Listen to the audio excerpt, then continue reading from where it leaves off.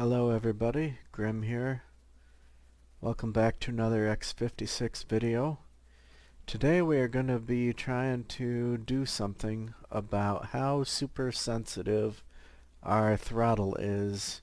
I don't know if it's all the aircraft in DCS world. I mostly fly the JF-17. I gotta tell you, that thing has a hair throttle. If I just rest my hand on the throttle, which is generally a bad practice, next thing you know my afterburner is turned on. But even when I'm not riding the throttle, I just make the slightest tap with my finger, the percentage of my throttle starts jumping up. And it's really kind of annoying and difficult to get that throttle adjusted precisely when I'm working on coming in for a smooth landing. It's just a pain. So I'm going to demonstrate that for you real quick. So here we are. This is my throttle percentage right here. And if I just start to very slowly creep the throttle up, you can see the percentage is rising rather quickly. It may not seem like a lot, but the lowest it goes, the lowest I've ever seen, it's about 71%. Usually stops about 72 and change. And I max it out to afterburner, and that's 100%, a little over 100. Okay, yeah, the game is a little flaky. But 99%, alright, whatever. So it's really only roughly a 25% swing. And even if I just rest my hand here on the throttle and I'm not really pushing it, you see it's climbing, right? It's climbing,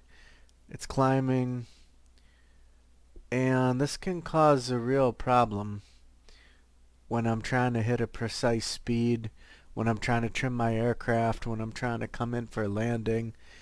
And just, if I just tap this thing, just, okay, yeah, it's rising, and if I give just the slightest pressure that I can possibly press, you're gonna see that, like, I'm almost just using the weight of my hand, and you can see those numbers are climbing really rapidly. And it seems like it's only 1%. It's not that big of a deal. It definitely can throw your airspeed off. So I'm gonna show you how to go into the Logitech software, and we'll see how well we can do. We'll see if we can help this out a little bit. It's not great, but it's something. So we're going to go in here to the Logitech software, and we're going to click on Settings. We're going to click on the picture of the throttle, and the throttle in this X56 is a split throttle. There's actually two throttles, a left one and a right one, for if you're flying a twin engine aircraft simulator. So I just have mine set to throttle 2, which is the right one with the dials on it. You could do throttle 1 if you wanted. So as you can see, we've got a linear graph here, and that's one of the reasons why it's so sensitive. I'm going to go ahead and try to put a curve on it. If you saw my other video for the stick, we talked about S-curves. In this video, we're going to talk about a J-curve. And I am going to go with this one.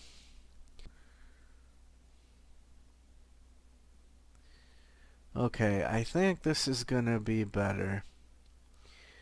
So what I'm trying to do is I'm trying to make it so that when I push on the throttle, it doesn't go increase so much, but then when I get to that bend, it's really going to start to increase a lot more.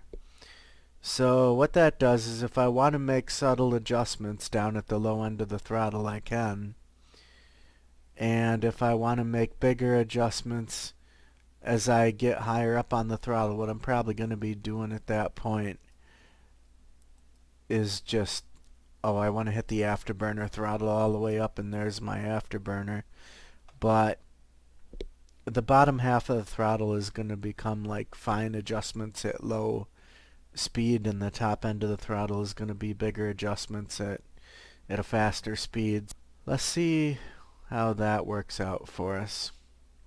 So here we are, and I'm just going to gently push on my throttle, and as you can see, it's taking a little bit longer before the percentage changes. So when I say the percentage, I mean 1% right here. The decimal place, that's going to change pretty quickly anyway, but it seems like I've got a little bit more precision out of the throttle on the low end, and then now as I'm getting into my curve, it's going to start to rise really rapidly.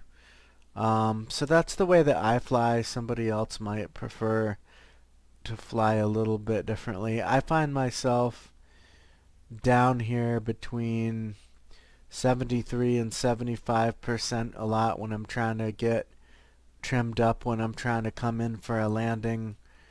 I'm trying to get my speed down to where I'm just staying on my glide slope, and I find I would like to have a lot more control down there at the low end of the throttle. The higher end of the throttle doesn't matter as much because probably at that point I'm just going to throttle all the way up and run. That's pretty much how the J-curve works, and that's how you can play around with the fine-tuning on your throttle. Maybe you'll come up with something that's a little more playable for you. So that's all I have for this video, guys. Thanks for listening. Grim out.